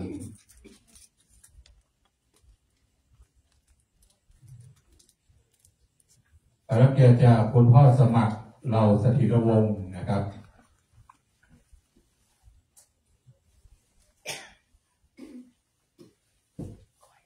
นี่กระทั่งก็มาทุกคืนนะครับบ้านอยู่ในเวียงนะครับคุณพ่ออายุ81แล้วนะครับสาธุสาธุสาธุ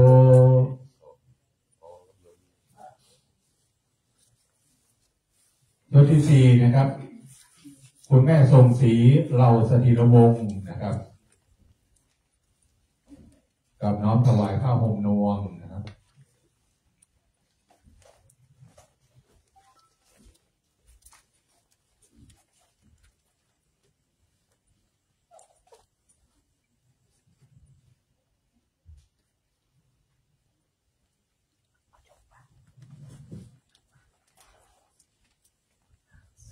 สาธุสาธุสาธุ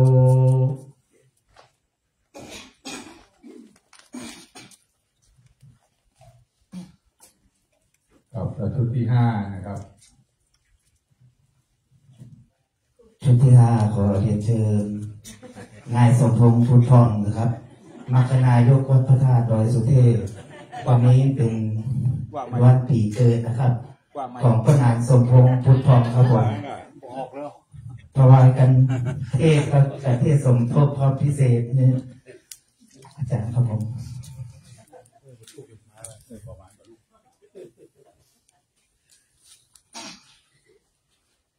สาธุสาธุสาธุขอบคุณพระนางสมพงษ์อีกครั้งหนึ่งนะครับผมเจอนั่งที่รับรองตามเดิมครับผม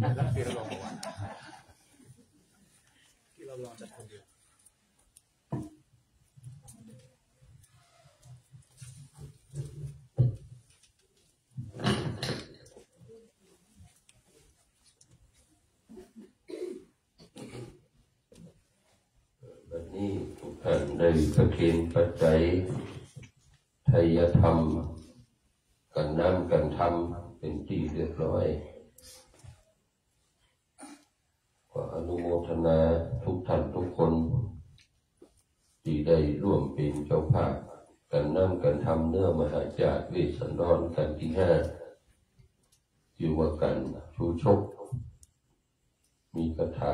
79คาถาก็ดีใจที่ได้พระภูมิเนี่ยไปหน้าหนาวส่วนตัวได้มาก็ไม่เคยใจเพราะว่าผืนเก่าใจให้มาเกือบ20 ปีแล้วก็ยังใจอยู่นะมันใจได้อยู่กับใจส่วนใหญ่ก็เมื่อพระรุ่นนี้เนี่ยเราก็ฝากบอกบุญถึงบุญดอยลุ่มดอยที่ได้ยินใกล้หน้าหนาวละที่วัดม่อนมันถ้าหนาวถ้าหน้าหนาวก็หนาวบางทีก็ถึง8 ถึง 9 องศาก็ใครได้ก็พระห่มเนี่ยเขาไปแจกนี่เน้นก็ถึงตู้ถึงพักไปเดี๋ยวก็มี600เนี่ยร้อยลูก100 ต้นก็ดูแลทุกสิ่งทุกอย่างผู้เจ้าที่มีเนรหลายนี่บ่มีสตางค์เสี่ยงหมดเสียสละอันนี้ไม่ใช่ม่อนฤาษีกันหรอกอันนี้ม่อนก็ได้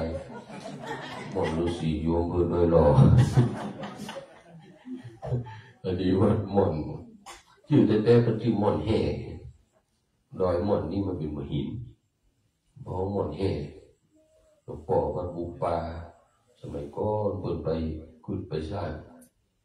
หลายวัดหลายวางเพื่อโดยสเกตที่เป็นวัดแห่งมันออกพระสงฆ์ไปจำมาสาแล้ววัดม่อนที่เรามาอยู่นี่ก็เป็น1เลยฮะ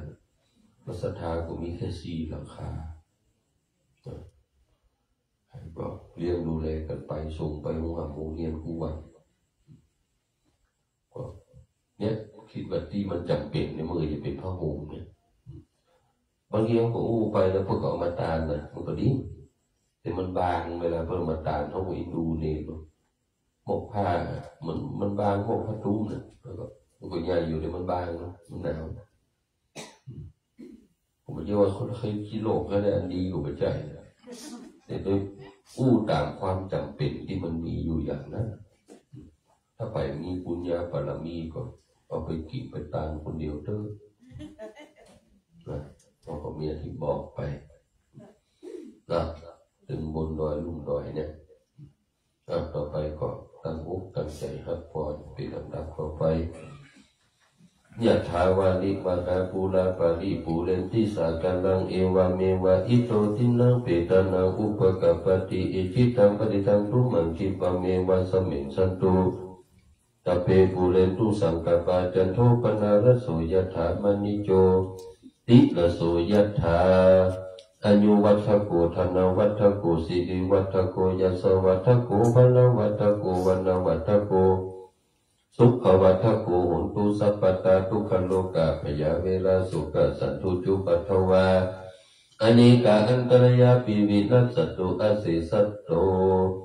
สัพพิติโยวิวัสสันตุสัพพะโลกวินัสสันตุมะเตภวัตตรโยสุขิติขายุโกภวะอภิวัตนาสิริสนิจังวุฒาปัจจยิโนจัตตารโอธรรมะวัฏติอายุวันโนสุขังปะลังสาธุสาธุสาธุวันตามิอันติสัพพังอาปาราทังธรรมะธรรมเอมันเตมยานาตังบุญยังสามินาอานุโมหิตาพังสามินากาตังบุญยังไมหังกาตาพังสาธุสาธุอนุโมทามิจัตตารโอธรรมะวัฏติอายุวันโนสุขังปะลังสาธุสาธุสาธุกับผมในนามของพระเดชพระคุณหลวงพ่อพระธรรมเสนาบดีเจ้าว่าพระประธานเจ้าดอยสุเทพในนามของคณะศรัทธาสาธุชนกลุ่มวัดพระธาตุเจ้าดอยสุเทพกราบขอบพระคุณในเมตตาจิตเมตตาธรรมของท่านอาจารย์พระอธิการดนัยนันทธรรมิโกองค์ธรรมกถึกที่ได้เมตตามเทศเทศนาธรรมมหาชาติวิสดรชาโตการทวนอาการจูโชกกราบไหว้สาขอบพระคุณไปยังทรงนะครับกลับต่อไปเชิญคณะศรัทธาสาธุชนเรากล่าวคำแผ่เมตตาให้กับสรรพสัตว์แผ่เมตตาให้กับตัวเองให้ทุกท่านว่าตามนะครับสัพเพสัตตาสัพเพสัตตา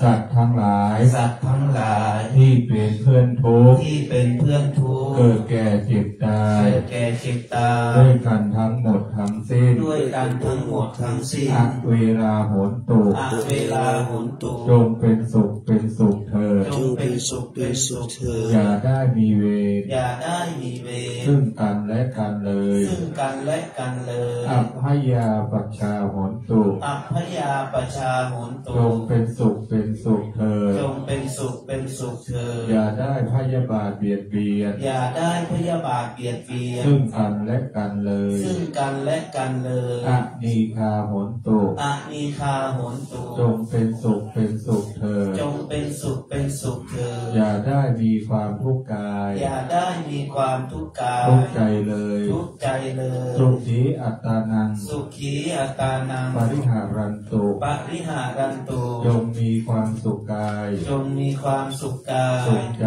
สุขใจ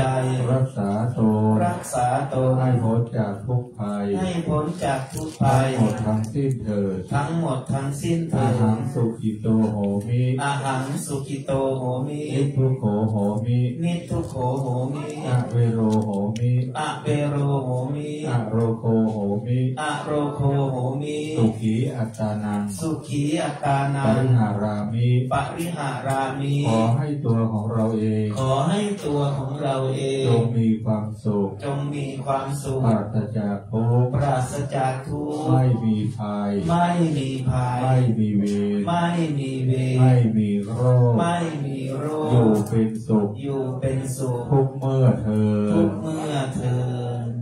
ต่อไปเชิญทุกคนทุกท่านเข้าสู่ภาวนาใหม่บุญสำเร็จด้วยการเจริญเมตตาภาวนาพร้อมกันนี้เราท่านทั้งหลายตั้งจิตอธิษฐานน้อมเก้าน้อมกระหม่อมทรงเสด็จสู่สวรรคาลัยแม่ของแผ่นดินด้วยการเจริญจิตภาวนาของเราชั่วคณะเรื่องณบัดนี้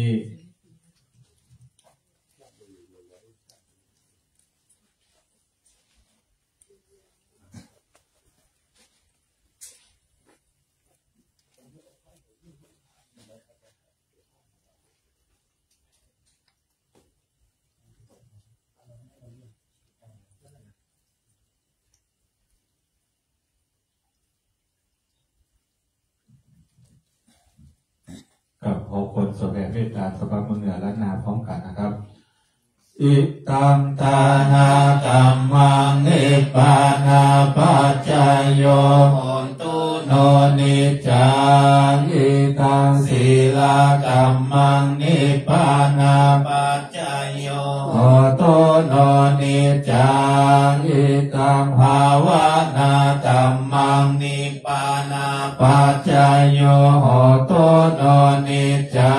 งยังเกเจโกสาลังกาตาปังกัมมังสัพเพหิกาเตหิกาตังปุญญังโนอนุโมทันตุสุนันตุพุนโตเยเทวาอาสามิงทาเนอาทิตาตาทิกายุกาสัตตาหนตุสัพพะสัตตานังสุขีอัตตานังปาริหารันตุมาตาปิตาสุขิตาหนตุทุกขาปะมุญจันตุสัพเพยตากาสุขิตาหนตุทุกขาปะมุญจันตุสัพเพ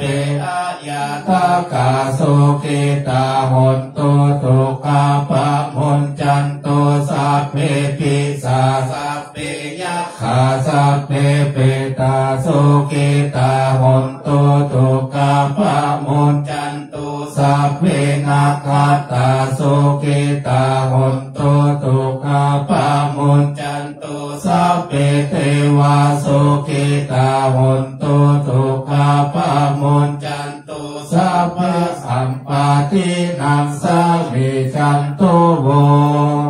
วันตามิพุทธังสัพพังเมโตสังฆามาภาเมพันเตวันตามิธัมมังสัพพังเมโตสังฆามาภาเมพันเตวันตามิสังฆังสัพพังเมโตสังฆามาภาเมพันเตวันตามิอโรโอปัชฌายาจาริเยสัพพังเมโตสังฆามาภาเมพันเตวันตามิกัมมัฏฐานังสัพพังเมโตสังฆามาภาเมพันเตวันตามิอาราเมภัทธาสีมายังสัพพังเมโตสังฆามาภาเมพันเตวันตามิเจติยังสัพพังสัพพะทาเนสุปาติทิตาสาริลาธาโตมหาโพธิงพุทธารูปังสักกาลังสัทธานาคาโลเกเทวะโลเกพรหมโลเกจัมโพธิเปลังกาทิเปสาริลาธาโตโยกิสาธาโตโยอาราหันตาธาโตโยเจติยังกันทาโกติงจตุราเสเตสาหาเสธรรมกันเทสัพเพสังปาทาเจติยังอาหังวันตามิสัพพะโสต่อไปกล่าวคำไหว้คำบูชาพระบรมธาตุว่าพร้อมกันนะครับ นะโมตัสสะภะคะวะโตอะระหะโตสัมมาสัมพุทธัสสะนะโมตัสสะภะคะวะโตอะระหะโตสัมมาสัมพุทธัสสะนะโมตัสสะภะคะวะโตอะระหะโตสัมมาสัมพุทธัสสะสุวรรณเจติยังเกสาวรามาหาลุงคังวารัญญาธาตุงโสเทวนามาตังนาราเทเวหิสัพพะปุจิตังอาหังวันทามิสัพพะทาปัญญาวาอาสามิงเยวากันทิมาเอวาทารายังอิตากาตาเยสาสนาเนยานิเกติโมคาปาธามาวารังอาปายานิวารานังอาราหังสังฆโสปานังปัฏฐามังโอปัชชังปาหาเปตวาปากาทิวารังยังชะตังสังฆามาเช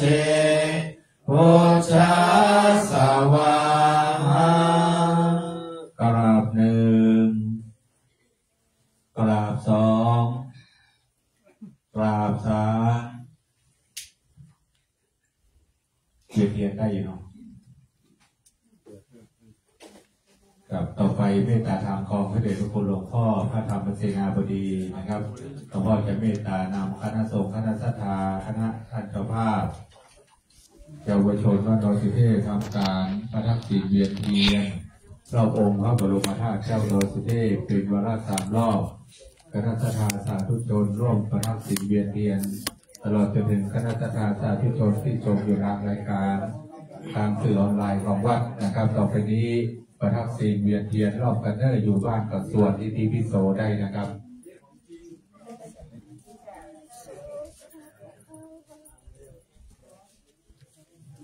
อิติปิโสภะคะวะอะระหังสัมมาสัมพุทโธวิจจาร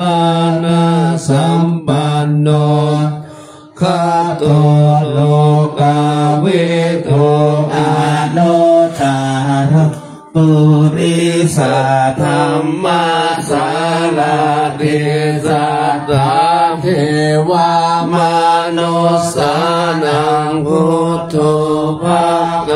วาติสาวาคาโตภควตาธัมโมสันติโกอากาลิโกเอหิปัมโกโอปานายิโกปัจจตังเวโพวินโยหิติสุปฏิปันโนวัตโตสาวกสังโฆปฏิปันโนภควโตสาวกสังโฆทิปันโนภควโตภคสังโฆจะมีทิปันภควโตสาวกสังโฆตัจจตาเลปุริสโยภาเดอัตตาปุริ สะโมคคัลลาเฮสะภะคะวะโตสาวกสังโฆอาโหนายโยปาโหนายโยภาคีนายโยอัญชาลิกาลานิโยอนุตตลังโพธิยาเกตังโลกัสสะติติปิโสภะคะวะอะระหังสัมมาสัมพุทโธวิชชาจารณะโนสุขโตโลกาอนุตตโลปุริสธัมมังทาเดวมนุสสานังภะคะวะติสวะกะโตวะตะธัมโมติติโกอาคาลิโกปัสสิโกโอปานายิปัจจตังเวทิตาโพวิญโยหิเตโอปะเทปันโนภะคะวะโตสาวกสังโฆโอโชภะเทปันโนภะคะวะโตสาวกสังโฆญายาปะเทปันโนภะคะวะโตสาวกสังโฆสาเปติปะเทปันโนภะคะวะโตสาวกสังโฆญาติตังญาตาลิปุลิสโยกานิอัตตาสัพพุคาลาเอสัพพะคะวะโตสาวกสังโฆนายโยปะหุนายโยคาลิกาลานิโยอนุตปุญญาเขตังโลกัสสติสุปันโนภะโตสาวกสังโฆปฏิปันโน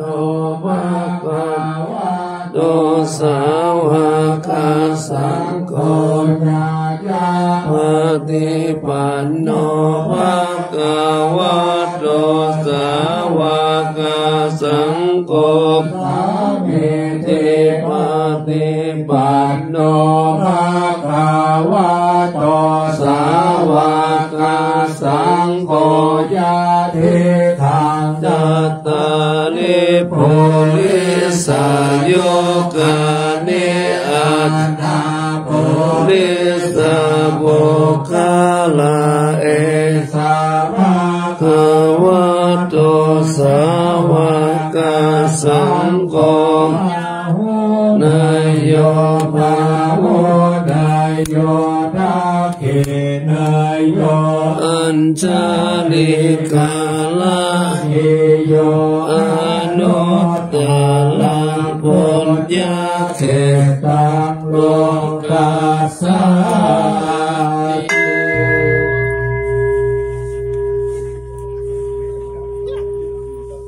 กับปัจจัยภายใต้ร่มบารมีธรรมพระเดชพระคุณหลวงพ่อพระธรรมสีนาบดีหลวงพ่อได้เมตตานำคณะสงฆ์สามเณรคณะสัทธาสาธุชนตลอดจนถึงท่านเจ้าภาพ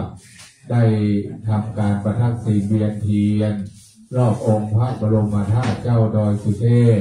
เป็นวาระคำรบ3 รอบเป็นที่เรียบร้อยต่อไปเราจะได้กล่าวคำอัญชลีวันทาอภิวาทองค์พระสุวรรณเจดีย์พระบรมธาตุเจ้าดอยสุเทพทุกท่านปนมมืออัญชลีวันทา อาภิวาอัญชลีวันทาอาภิวาอัญชลีวันทาอาภิวาอัญชลีวันทาอัญชลี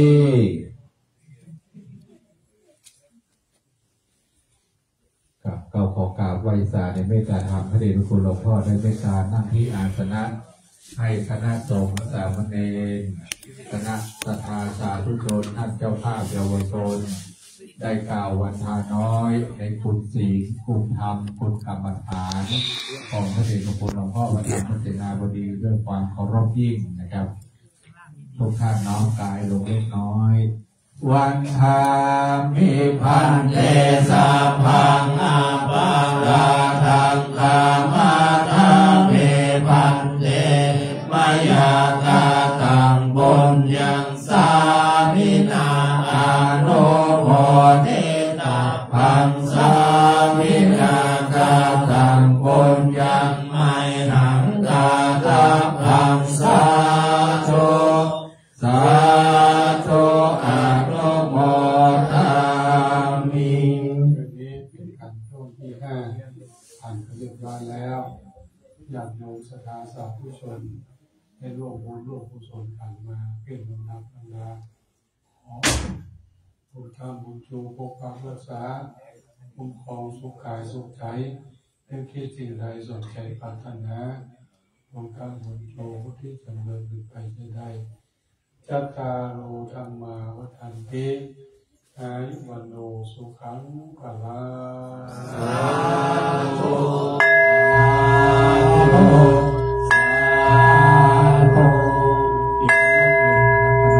อัญชลี